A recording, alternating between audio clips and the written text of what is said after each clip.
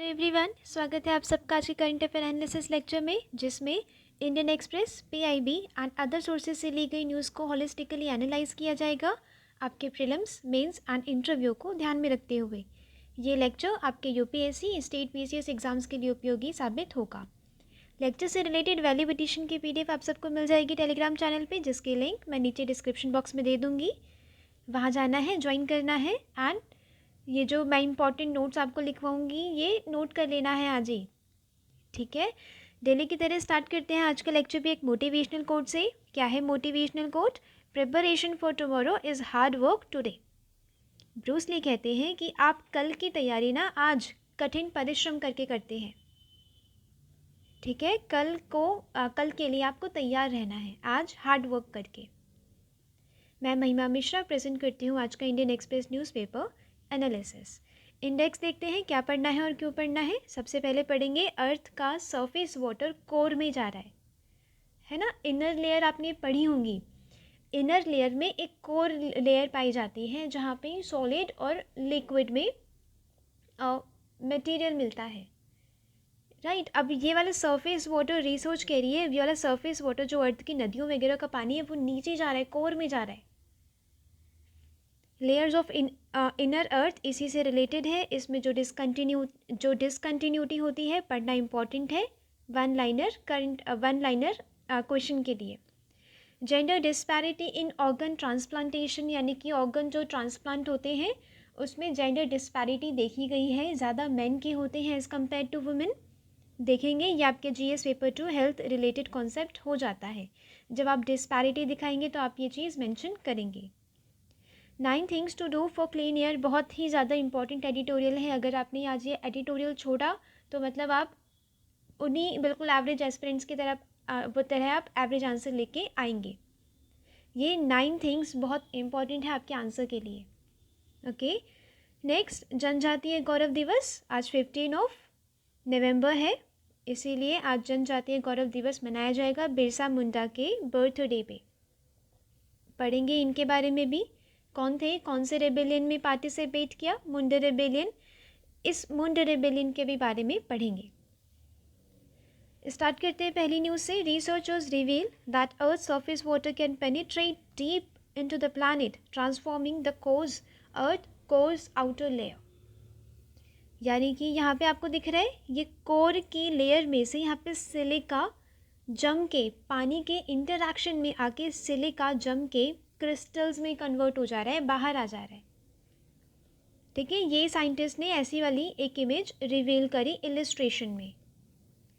International team of researchers ने क्या पता लगाया है कि जो अर्थ का सरफेस वाटर है ना, अपनी जो अर्थ के जो धरती की सतह पे मिलता है वो वाला पानी पेनेट्रेट कर सकता है, नीचे जा सकता है डीपली अर्थ के प्लैनेट के अंदर कोर में जा सकता है, ठीक है। और एल्टर कर सकता है, बदल सकता है मेटालिक लिक्विड कोर को।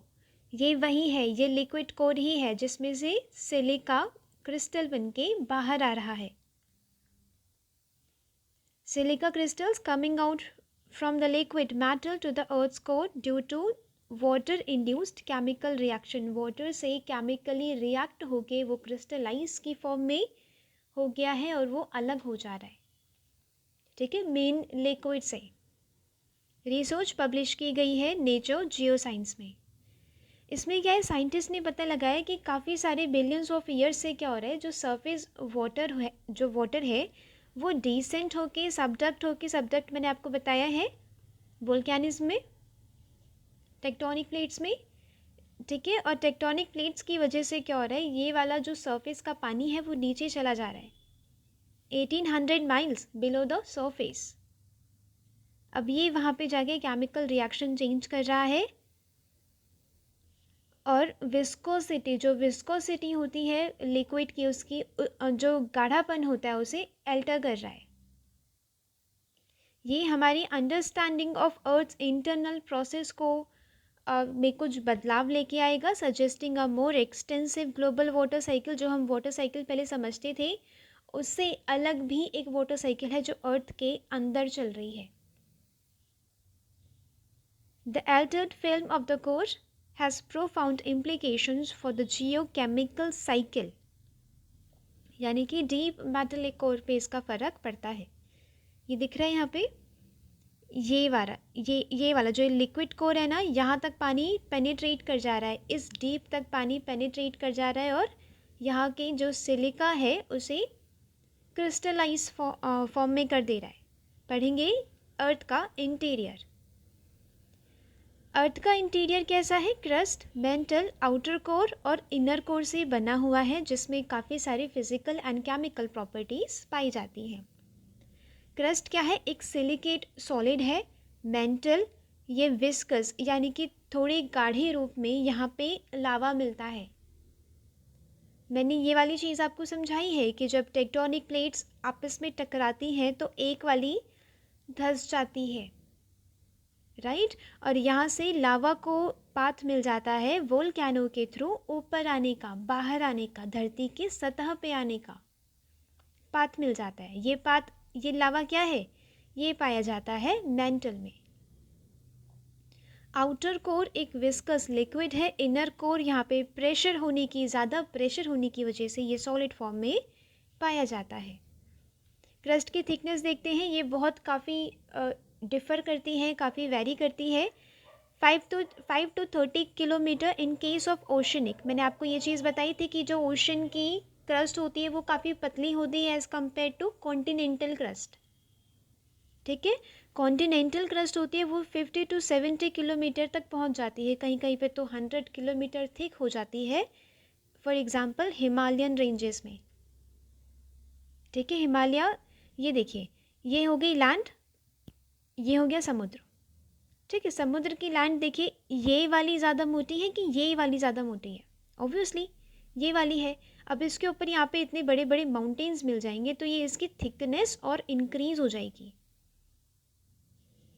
ठीक है, इसीलिए कॉन्टिनेंटल क्रस्ट ज़्यादा थिक है as compare to oceanic crust.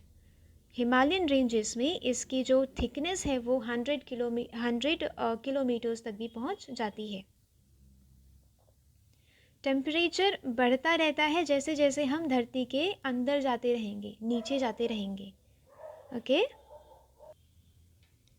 30 degree Celsius for every kilometre, यानी कि हम 1 किलोमीटर और धरती के नीचे गए, अंदर गए तो 30 डिग्री सेल्सियस बढ़ जाएगा। ठीक है, और ये बढ़ते बढ़ते मेंटल के पास तो 400 डिग्री सेल्सियस तक हो जाता है।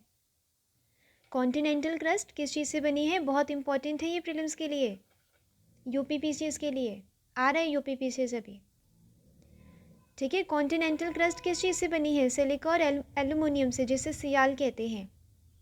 और ओशनिक क्रस्ट किस चीज़ से बनी है? साइमा से। ये एस्थेनोस्फेयर में भी पाया जाता है, तभी कहते हैं सियाल इज फ्लोटिंग ओवर साइमा। मैंने आपको ये चीज़ बताई है, सियाल मतलब सिलिका एल्युमिनियम, ये जो टेक्टोनिक प्लेट में पाया जाता है, क्रस्ट में पाया जाता है, ये मूव कर रहा है साइमा यानी कि एस्थेनोस्फेयर के ऊपर मूव कर रहा है, तभी भूकंप आते हैं और वोल्केनो आते हैं। कॉन्टिनेंटल क्रस्ट लाइटर है, यहाँ पे sodium, potassium, aluminium, silicate rocks पाई जाती हैं, ग्रेनाइट कहते हैं जिसे। और ओशनिक क्रस्ट ये डेंस होती है, ये डिफरेंस याद रखना ज़रूरी है। ये डेंस होती है, इसमें iron, magnesium, silicate and basalt rock पाई जाती है। मोहोवेरिक डिसकंटिन्यूटी, ये यहाँ पे आप देखेंगे, ये यहाँ पे देखिए क्रस्ट, ये जो अपर वाली जो लेयर है और क्रस्ट के बीच में कौन सी है? कोनोरोड डिसकंटिन्यूटी। मोहोवेरिक क्रस्ट और अपर मेंटल के बीच की डिसकंटिन्यूटी को नाम दिया गया है। उसके बाद ये रेपिटी डिसकंटिन्यूटी कहाँ पाई जाएगी? अपर मेंटल और मेंटल के बीच में रेपिटी डिसकंटिन्यूटी। आउटर कोर और मेंटल के बीच में कौन सी पाई जाएगी? गुटेनबर्ग, बहुत इंपॉर्टेंट है, याद रखना है।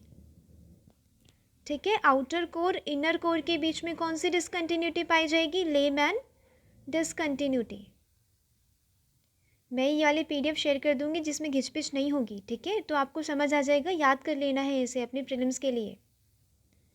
लिथोस्फेयर एक रिजिड आउटर पार्ट है जो कवर करता है क्रस्ट और अपर मेंटल। ठीक है, ये सॉलिड पार्ट है, ये वाला सॉलिड पार्ट है। इसके नीचे मिलेगा मैग्मा यानी कि लावा, एस्थेनोस्फेयर। ये सेमी सॉलिड और कह सकते हैं थोड़ा गाढ़ा है या लिक्विड है, ऐसी फॉर्म में ही पाया जाता है। ठीक है, मेंटल में देखेंगे, मेंटल क्या 83% ऑफ अर्थ का वॉल्यूम कॉन्स्टिट्यूट करता है। मोहो डिसकंटिन्यूटी से आगे ये 2900 किलोमीटर्स की डेप्थ में जाता है। ये है मोहो डिसकंटिन्यूटी, ये वाली। यहाँ से जो मेंटल है ये डिसकंटिन्यूटी से कम इतना कॉन्स्टिट्यूट करता है, ये वाला मेंटल। बात आई समझ, ये वाला मेंटल है यानी कि 2900 kilometres. Core, inner most layer को बोलते हैं कोर। ये गुटेनबर्ग डिसकंटिन्यूटी जो मैंने अभी पढ़ाया, यहाँ पे आयरन और निकल मिलेगा जिसे नाइफ कहते हैं शॉर्ट फॉर्म में। ये 15% ऑफ अर्थ का वॉल्यूम कॉन्स्टिट्यूट करता है और 32%, ये उतना इम्पॉर्टेंट नहीं है बट समझ जाइए कि ज़्यादा मेजर पार्ट कौन सा है। ठीक है, उससे कम वाला पार्ट कौन सा है, दिस इज कोर। ये डेंसेस्ट लेयर है, सबसे ज़्यादा डेंसिटी मिलेगी आपको कोर में। कोर पे 2 लेयर्स हैं, 2 सब लेयर्स हैं, कौन कौन सी, inner core and outer core. Outer core में सरफेस वाटर चला जा रहा है, राइट, और सिलिका को क्रिस्टलाइज कर दे रहा है। अब समझ आया, यानी कि अर्थ के जो सरफेस वाटर है यहाँ से सीपेज होके या सीपेज होके तो नहीं बट कह सकते हैं कि सबडक्शन के प्रोसेस के थ्रू या प्लेट टेक्टोनिक से क्या हो रही है, ये चीज़ नीचे चली जा रही है। यानी कि एक मोटरसाइकिल है जो अर्थ के अंदर चल रहा है, धरती के अंदर चल रहा है। इनर कोर सॉलिड स्टेट में है और आउटर कोर लिक्विड स्टेट में है। आउटर कोर लिक्विड स्टेट, तभी सिलिका वो क्रिस्टलाइज हो जा रहा है पानी की केमिकल रिएक्शन में आके, और इनर कोर सॉलिड है ड्यू टू प्रेशर। ये वाली लेमैन डिसकंटिन्यूटी, आउटर कोर और इनर कोर के बीच में लेमैन डिसकंटिन्यूटी है, याद रखना है। बायोस्फीयर क्या है, अर्थ के कोर को, यानी कि या फिर कभी कभी पूरे के पूरे इंटीरियर को बायोस्फीयर कहा जाता है। ये याद रखना है आपको कि बायोस्फीयर कहाँ से टर्म ओरिजिनेट हुई है, अर्थ से। ठीक है, अर्थ के इंटीरियर की बात यहाँ पे हो रही है, कंफ्यूज नहीं होना है अगर फिल्म्स में ऐसा कोई स्टेटमेंट में अगर ये वर्ड आ जाता है तो। नेक्स्ट इंपॉर्टेंट देखते हैं, 4 out of 5 organ recipients in country are men. यानी कि जब आप जीएस पेपर 2 में क्वेश्चन लिखेंगे हेल्थ के ऊपर, या जीएस पेपर 1 में लिखेंगे डिस्पैरिटी के ऊपर, या एस्से पे आप डिस्पैरिटी दिखाएंगे, जेंडर डिस्पैरिटी, फिर आप ये मेंशन करेंगे कि रिसेंटली एक डाटा पब्लिश हुआ है जिसमें 1995 से 2021 तक देखा गया कि 4 आउट ऑफ 5 ऑर्गन ट्रांसप्लांटेशन में मैन शामिल है। 5 में से जिनका ऑर्गन ट्रांसप्लांटेशन हो रहा है उनमें से 4 मैन हैं। ये आप ना भी याद रखें ऐसे के लिए तो भी चलेगा, क्योंकि आप दिखा सकते हो उसमें रीसेंट सर्वे कंडक्टेड, राइट। आप उसमें ये दिखाएंगे कि आप डेटा उसमें मेन चीज़ दिखाएंगे, डिस्पैरिटी को आप शो करेंगे। कोई भी आर्ग्यूमेंट शो करने के लिए ना एविडेंस चाहिए होता है एग्जामिनर को, हवा में नहीं बातें करनी। National organ and tissue transplant organisation ने ये स्टडी कंडक्ट की थी। The number of women undergoing transplants is disproportionately low, यानी कि आप यहाँ पे एक पैट्रियार्कल कॉन्सेप्ट दिखाएंगे। वुमेन को देखिए वैसे भी हेल्थ सर्विसेज उतनी अवेलेबल नहीं है जितनी मेन को है, specially in the rural areas, right. Main में क्या, वुमेन में क्या होता है कि थोड़ी बहुत जो नज़रअंदाज भी की जाती है प्रॉब्लम को, अभी नहीं अगले साल दिखाएंगे, इसके बाद दिखाएंगे, ये त्यौहार के बाद दिखाएंगे। ठीक है, तो ये एक तो प्रॉब्लम को नज़रअंदाज किया जाता है, ऊपर से अगर कोई बड़ी प्रॉब्लम आ जाती है तो वो उसका सॉल्यूशन नहीं होता या बहुत कम होता है। आप ये चीज़ जेंडर डिस्पैरिटी के बारे में लिख के आएंगे अगर क्वेश्चन आता है तो। ठीक है, next important 9 things to do for clean air, बहुत ही ज़्यादा इंपॉर्टेंट एडिटोरियल है, ये लिख लेंगे तो आपको पक्का प्लस मार्क्स मिलने वाले हैं एग्ज़ाम में। ठीक है, एवरेज जो आंसर्स होते हैं ना उनसे आप अच्छे गेन करेंगे मार्क्स। एयर पोल्यूशन क्या, सबसे पहले तो डाटा लिखेंगे, डाटा से इंट्रो अपना स्टार्ट करेंगे। 5th largest cause of death in India, 2019 में 6 मिलियन डेथ हुई थी, प्रीमेच्योर डेथ एयर पोल्यूशन से। 7 lakh crore of economic loss हो रहा है हमारा एयर पोल्यूशन से।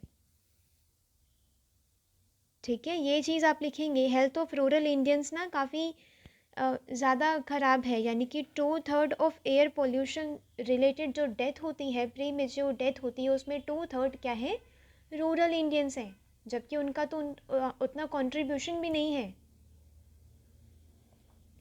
ठीक है, कहाँ उन्होंने इंडस्ट्रीज़ खोल ली एंड कहाँ इतनी गाड़ी वाड़ी व्हीकल्स ले रहे हैं वो, फिर भी ज़्यादा इम्पैक्ट किन्हें हो रहा है, रूरल इंडियंस को। अब इसमें हम फेल क्यों हुए, यानी कि जो पोल्यूशन प्रॉब्लम है उसे सॉल्व करने में हम फेल क्यों हुए।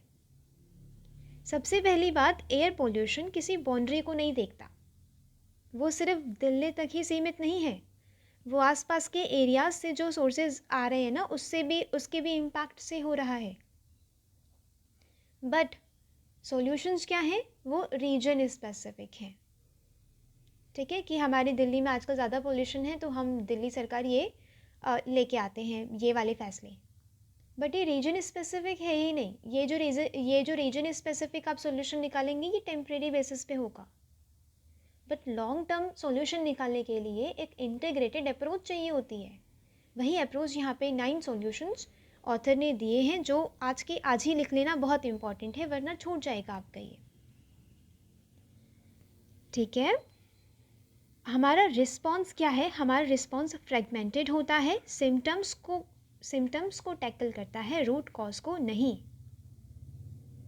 बीमारी है कोई बहुत बड़ी, आप सिर्फ दवाई ले रहे हैं बुखार की, तो बुखार कितने दिन ठीक रहेगा, 3 दिन, उसके बाद वो फिर आ जाएगा। राइट, हमें क्या करना है, हॉलिस्टिक अप्रोच लेना है। कुछ स्मोक टावर्स लगा लिए, कुछ डस्ट सेपरेशन हो गया, जैसे कि स्प्रे कर दिया रोड पे, नेचर कंस्ट्रक्शन बैन कर दिया, और इवन लगा दिया ये भी कुछ हैपहेज़ार्ड मैनर में, स्कूल को शट डाउन कर दिया। इससे एयर पॉल्यूशन की प्रॉब्लम तो नहीं सॉल्व होती। ठीक है, अब यहाँ से स्टार्ट होता है आपका सॉल्यूशन यही सॉल्यूशन आप इंटरव्यू में भी बोल के आएंगे, बहुत इंपॉर्टेंट है, प्लस मार्क्स पक्का दिलवाएगा।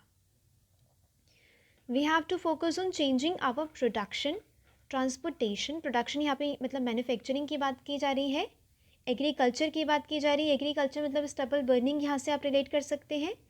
कंजम्पशन मतलब आप देखेंगे इतने सारे व्हीकल्स चलते हैं, इतना ट्रैफिक होता है, मास कंजम्पशन हो रही है, इसे कॉपियोस कंजम्पशन भी कहते हैं, कि अगर सामने वाले पे गाड़ी है तो मैं भी गाड़ी लूँ।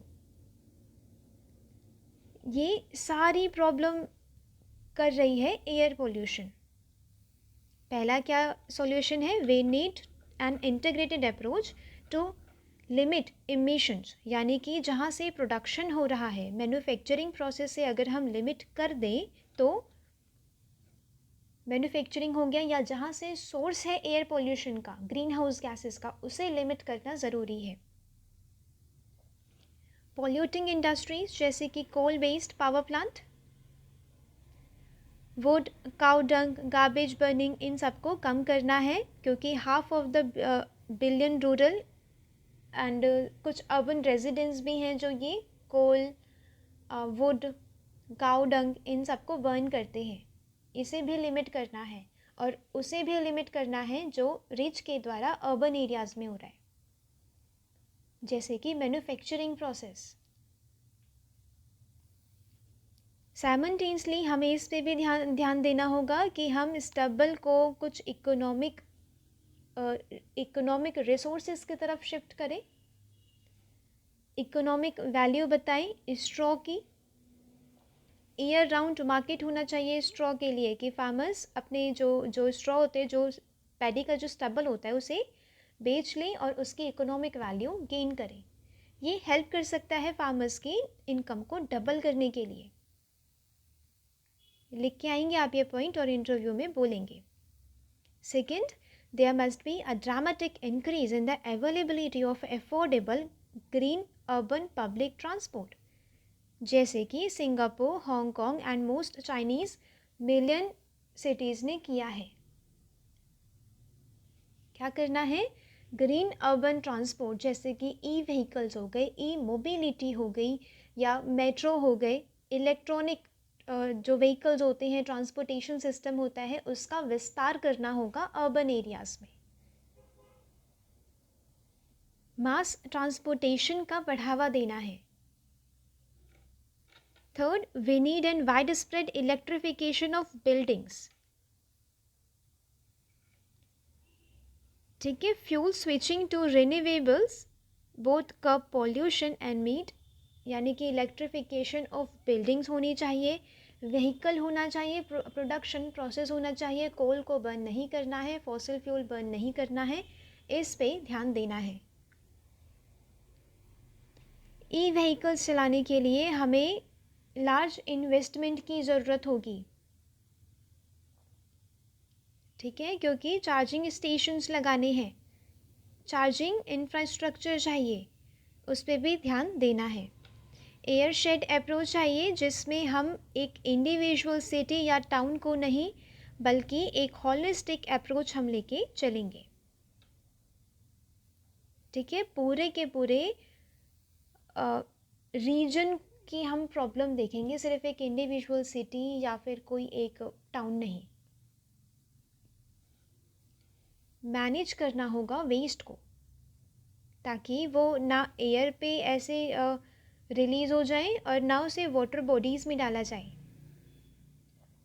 And to end construction and waste management बहुत इंपॉर्टेंट पॉइंट्स हैं ये। स्ट्रॉन्ग लेजिस्लेशन चाहिए, सिर्फ दिवाली के टाइम ही नहीं आप कह देते हैं क्रैकर्स वो बैन है। पूरे साल में जितनी भी एक्टिविटीज़ हो रही हैं एयर पोल्यूशन से रिलेटेड, उसके लिए लेजिस्लेशन आना चाहिए। ठीक है, क्योंकि प्रॉब्लम ज़्यादा अराइज कब होती है? जब दिल्ली में विंटर आता है, जब दिल्ली के आसपास के एरिया में स्टबल को बर्न किया जाता है। वो टाइम होता है नवंबर दिसंबर, इस टाइम आती है दिवाली भी। तो दिवाली के टाइम पे ये कहते हैं क्रैकर्स बैन करो, राइट? वो सही भी है, बट जो प्रॉब्लम है बड़ी, उसे सॉल्व करने के लिए एक हॉलिस्टिक अप्रोच चाहिए।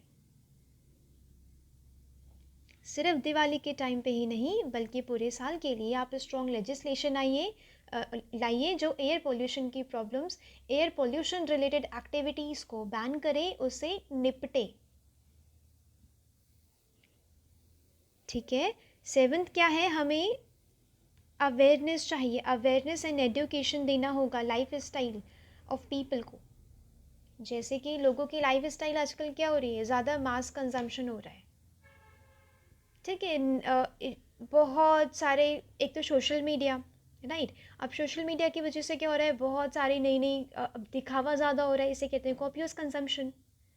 नए नए कपड़े, नई नई गाड़ियाँ, नई नई चीज़ें, अब इनके प्रोडक्शन में तो लगता होगा फ्यूल, राइट? उसे कम करना है। ग्रीन हाउस गैस एमिशन होता है कपड़े बनाने में भी। ठीक है, तो जो दिखावे वाला कंजम्पशन है ना, हमें वो कम करना है। अवेयरनेस लेके आनी है लोगों की लाइफ स्टाइल में, उन्हें बताना है कि वेस्टर्न लाइफ स्टाइल हमारे इंडिया को सस्टेनेबल नहीं बना सकता। एट्थ क्या है? हमें पैसा चाहिए, फंड चाहिए इसके लिए। 15 फाइनेंस कमीशन ने क्या किया? Health and solid waste management भी किया था। ठीक है, उसमें फ़ंड का प्रावधान था। 16th फाइनेंस कमीशन में हमें एयर और क्लाइमेट चेंज, एयर पोल्यूशन की जो प्रॉब्लम है उसके रिडक्शन के लिए भी फ़ंड चाहिए होगा, तो इसे भी इंक्लूड करना है फाइनेंस 16th फाइनेंस कमीशन में। 9th क्या है? Science and technology, real time monitoring system चाहिए। एयर पोल्यूशन का लेवल अभी कितना है, आगे आने वाले कुछ महीनों में कितना रहने वाला है, इसकी एक रियल टाइम मॉनिटरिंग होनी चाहिए, जिस हिसाब से स्टेप्स लेने हैं short term, medium term and long term solutions. तब जाके एयर पोल्यूशन की प्रॉब्लम होलिस्टिकली सॉल्व हो पाएगी। साइंस एंड टेक्नोलॉजी में यहाँ पे आप ऐड करेंगे कि स्टबल को मैनेज करने के लिए भी चाहिए। जैसे कि मैंने अभी आपको एक मशीन पढ़ाई थी जिसमें क्या हो रहा था, वो पराली को ऐसे कंप्रेस्ड करके रोल्स में कर दे रहा था, जिससे क्या ट्रांसपोर्टेशन काफ़ी इजी हो रहा था पराली का, स्टबल का। ठीक है, तो ऐसी कुछ मशीन्स चाहिए, किसानों को देनी है। कम्युनिटी फार्मिंग के रूप में किसानों के खेत में मशीन से काम करवाया जाएगा। ठीक है, ये होना चाहिए। अब इतने सारे स्टेप्स इन्होंने कहा है कि जो वो लग रहा है कि बिल्कुल इम्पॉसिबल होंगे, बट नो, काफ़ी सारी कंट्रीज़ ऐसी हैं जैसे कि मेक्सिको, चाइना, उन कंट्रीज़ ने पीस मेल यानी कि थोड़े थोड़े स्टेप्स लेके वो लोग आगे बढ़े हैं और एक बहुत बड़ी प्रॉब्लम को सॉल्व किया है। ठीक है,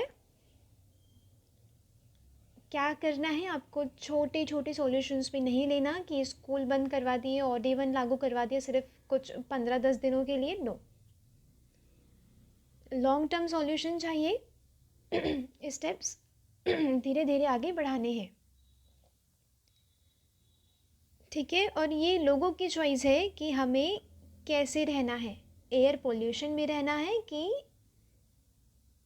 अच्छी साफ हवा में रहना है। और लोगों को यहाँ पे फैसला लेना होगा कि अपनी तरफ से वो क्या योगदान दे सकते हैं।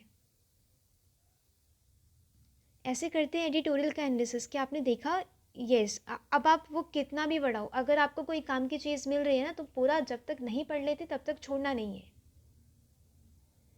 ठीक है, ऐसा नहीं है कि एडिटोरियल बहुत लेंदी हो गया है, नो, बट ज़रूरी क्या है, अपने काम की चीज़ें निकालना।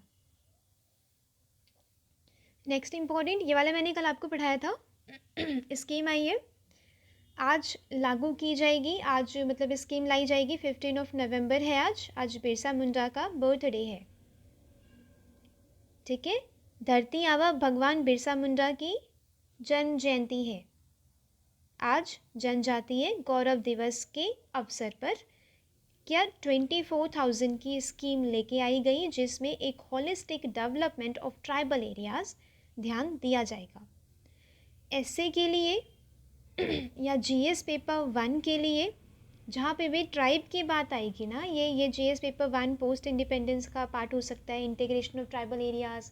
तो आप उसमें आप करंट का लिखेंगे कि कैसे अब एक स्कीम लाई गई है उनके होलिस्टिक डेवलपमेंट के लिए, राइट। जीएस पेपर 2 में वीकर एंड वुलनरेबल सेक्शंस आ जाएंगे। इसमें आपको यूटिलाइजेशन आना चाहिए कि अच्छा, अगर ये एक इमेज आई है, एक पोस्ट किया गया है न्यूज़पेपर में, तो आप उसे कैसे यूटिलाइज कर सकते हैं अपने प्रीलिम्स, मेंस और इंटरव्यू पॉइंट ऑफ व्यू से। ठीक है, यहाँ पे क्या है, 24,000 करोड़ की स्कीम लेके आई गई है, जो बेसिक फैसिलिटीज़ प्रोवाइड कराएगा, जैसे कि education, sanitation and water facility. ठीक है, हेल्थ केयर सर्विसेज, बुनियादी सुविधाएं प्रदान करने पर आधारित मिशन, ये चीज़ आपको याद रखनी है। बुनियादी सुविधाएं मतलब बेसिक फैसिलिटीज़ जो ह्यूमन बीइंग की ओवरऑल डेवलपमेंट में काम आएगी। ठीक है, सिकल सेल एनीमिया, ये प्रॉब्लम होती है जनजातीय समुदाय को, इससे मुक्त करवाने के लिए भी स्कीम है। देखते हैं अब बिरसा मुंड के बारे में। 15 नवंबर 1875 को इनका जन्म हुआ था। मुंड ट्राइब में हुआ था, छोटा नागपुर, प्लाटू। ये न्यूज़ में है, तो 1 लाइनर करंट अफेयर में पूछा जा सकता है कि उनका जन्म कहाँ हुआ था, छोटा नागपुर, प्लाटू। इन्हें धरती आबा भी कहते हैं, फादर ऑफ अर्थ, धरती अब्बा। ओके, इन्होंने क्या किया, इन्होंने मोबिलाइज किया ट्राइबल कम्युनिटी को अगेंस्ट ब्रिटिशर्स, क्योंकि ब्रिटिशर्स क्या थे उस टाइम, ट्राइबल कम्युनिटी में काफ़ी वो इंटरवेंशन करते थे, काफ़ी इंटरफेयर करते थे, ठीक है। क्रिश्चियन जो मिशनरीज थी वो धर्म मतलब परिवर्तन करवाती थी। इसके खिलाफ बिरसा मुंडा खड़े हुए और उन्होंने बोला कि ये अब नहीं चलेगा। इन्होंने एक फेथ स्टार्ट किया जिसे कहते हैं बिरसैत। अब बिरसैत के लोग क्या है, टर्न हो गए अगेंस्ट ब्रिटिशर्स।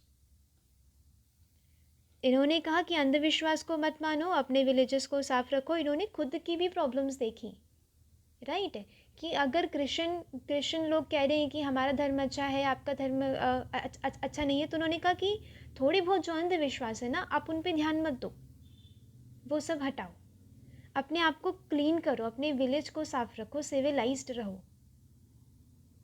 ठीक है।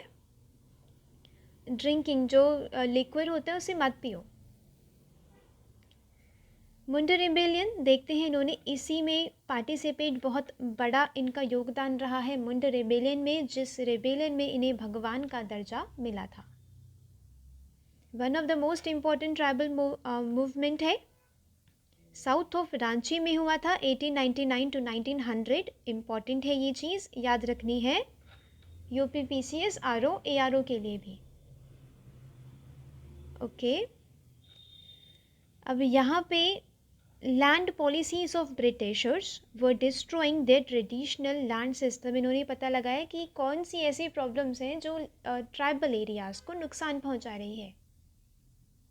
तो ये इन्हें पता लगा कि जो लैंड पॉलिसीज़ हैं ब्रिटिशर्स की, लैंड रेवेन्यू सिस्टम है या शिफ्टिंग कल्टीवेशन का सिस्टम उन्होंने बैन कर दिया था, जिस वजह से उनका ट्रेडिशनल लैंड सिस्टम पे बुरा असर पड़ रहा है। Hindu landlords and moneylenders ना उनसे उनकी ज़मीन ले रहे हैं ट्राइब से। मिशनरीज जो हैं वो हमारे पारंपरिक, हमारा जो धर्म है उनका जो लोकल कल्चर या फिर ट्रेडिशनल कल्चर जो है उसे क्रिटिसाइज़ कर रहे हैं, कह रहे हैं तुम्हारे गॉड कुछ नहीं, हमारे गॉड सब कुछ, ठीक है। तो उसे क्रिटिसाइज़ कर रहे हैं। उलगुलन इसे ग्रेट टिमल्ट भी कहते हैं एज द मूवमेंट, जिसे कहा गया इसने मुंड राज इस्टेब्लिश किया और वहाँ से ब्रिटिशर्स को मार भगाया। मुंडा यूज्ड ट्रेडिशनल सिंबल्स जैसे इन्होंने यूज़ किया कि रावण को हटाओ, जो यूरोपियन है, जो ब्रिटिशर्स हैं वो रावण बन के आए हैं, अब इन्हें हटाओ अपनी लैंड से, और एक राज्य स्थापित करना है, कहते हैं ना राम राज्य स्थापित करना है, गुड गवर्नेंस स्थापित करना है, वैसा। Followed begin targeting symbols of deco and European power, ठीक है, यानी कि यूरोप के जितने भी पावर्स जो सिंबल्स थे उनके लाइक स्वदेशी प्रोडक्ट को इन्होंने क्या किया, बढ़ावा दिया, और जो यूरोपियन प्रोडक्ट थे उसे जलाया, ठीक है। Raided the property of moneylenders और ज़मींदार कौन थे उस टाइम पे, ब्रिटिशर्स के चमचे थे, ठीक है। Raised a white flag as a symbol of Birsa Raj, इन्होंने सफ़ेद झंडा बिरसा राज स्थापित करने के लिए लगाया। ऐसे करते न्यूज़पेपर का एनालिसिस, कि आप न्यूज़ सिर्फ पढ़ के नहीं छोड़ देंगे, आप उसके अंदर डीपली एनालाइज करेंगे अपने प्रीलिम्स, मेंस और इंटरव्यू को ध्यान में रखते हुए। जैसे कि एयर पोल्यूशन की प्रॉब्लम है, वो जो जेंडर डिस्पैरिटी से रिलेटेड डाटा आया है वो मेंस और इंटरव्यू में बहुत अच्छे से यूज़ हो सकता है। जो स्कीम आई है जनजातीय गौरव दिवस के दिन, ये इम्पॉर्टेंट है प्रीलिम्स के लिए भी और मेंस के लिए भी, GS पेपर 1 और 2। और जो मुंड रिबेलियन बताया है ये इम्पॉर्टेंट हो जाता है आपके प्रीलिम्स के लिए। ऐसे आपको इम्पॉर्टेंट चीज़ें एक्सट्रैक्ट करनी है अपने न्यूज़पेपर से, ताकि आप जो एवरेज एस्पिरेंट्स हैं ना उनसे आप एक लेवल और आगे बढ़ जाएं मार्क्स गेन करने के लिए। एक मार्क्स बहुत इंपॉर्टेंट होते हैं अभी एग्ज़ाम में, ठीक है। तो आज के लिए न्यूज़पेपर में था बस इतना ही। मिलते हैं कल। लेक्चर से रिलेटेड वैल्यू एडिशन की PDF टेलीग्राम पर सेंड कर दी जाएगी, जिसके लिंक नीचे डिस्क्रिप्शन बॉक्स में मिल जाएगी। वहाँ जाना है, ज्वाइन करना है, या आपको आज के आज ही नोट कर लेना है ताकि इम्पॉर्टेंट चीज़ें छूटे ना आपसे, ठीक है। क्योंकि बाद में PDFs नहीं खुलती, वो PDFs फिर रखी रह जाती हैं, आपको ये आज के आज ही नोट कर लेना है। तो मिलते हैं कल। Thanks for watching. Thank you so much.